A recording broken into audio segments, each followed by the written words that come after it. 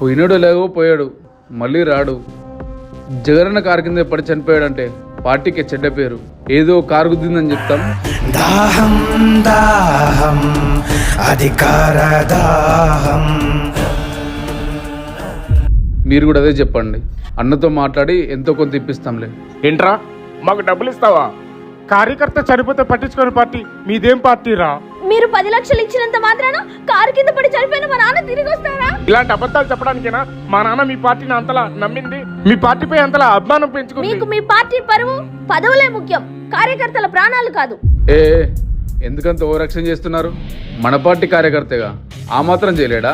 Jagananna car కింద అవ్వలేదు, అదంతా ఫేక్ వీడియో అని ప్రచారం చేస్తాం.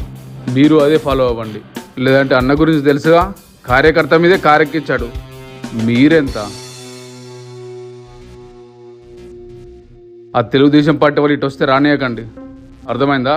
మీరేంటో మీ విధానాలు ఏంటో ఇప్పటికి నాకు అర్థం అవరో బాబు.